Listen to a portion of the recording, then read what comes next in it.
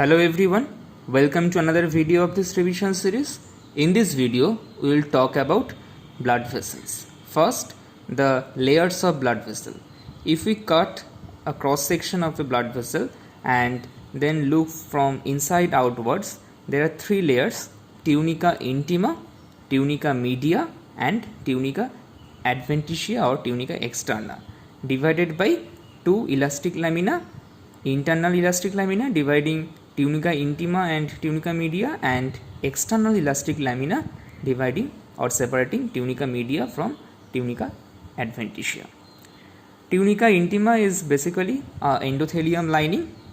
Tunica media consists of smooth muscle layer which is innervated by sympathetic fibers, and tunica adventitia is mainly fibrous layer consisting collagen fibers and fibroblasts.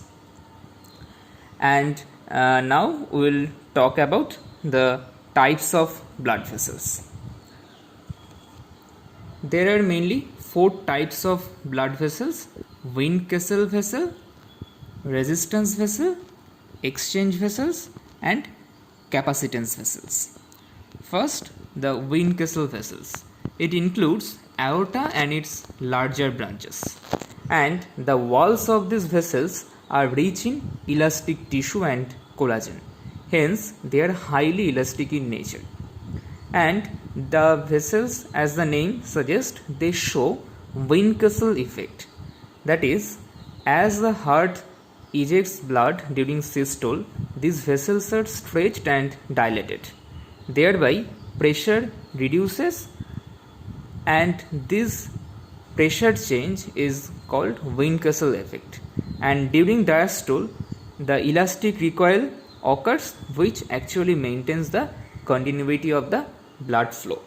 And during old age, the elasticity of these vessels is lost due to the atherosclerotic changes, and then the systolic blood pressure rises but diminishes the diastolic blood pressure because of rapid outflow of blood.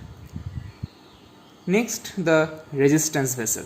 These are mainly arterioles, and they are called as seat of peripheral resistance because according to Poiseuille-Hagen law, peripheral resistance is inversely proportional to the radius or diameter of the blood vessels with power of 4.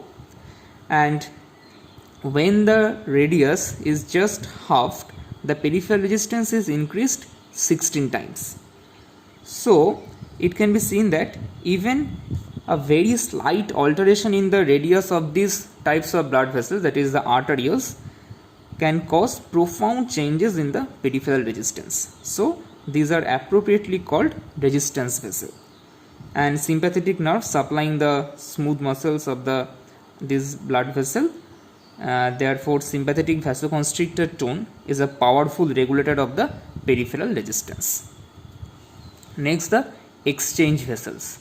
These are mainly capillaries, as they exchange gas, fluid or solids, and they are lined by single layer of endothelium. There are three types: non-fenestrated, fenestrated and sinusoid. In non-fenestrated capillaries, the endothelial line is continuous with intercellular gap of 10 nanometer. That is, almost no fenestration is there, and most of the capillaries belong to this category. Next, fenestrated capillary. Here, big fenestrations or gaps in the endothelial lining is found, and this facilitates transcellular transport. And this type of capillaries are found where turnover of substance is high, like in the renal tubules, villi of the alimentary tract, etc. And next is sinusoid. There are large gaps between the adjacent cells lining the vessels, and this allows passage of large molecules across the wall of the vessel. And these types of capillaries are found in liver or spleen. Next is the capacitance vessels. They are veins, as they act as reservoir of blood in the body.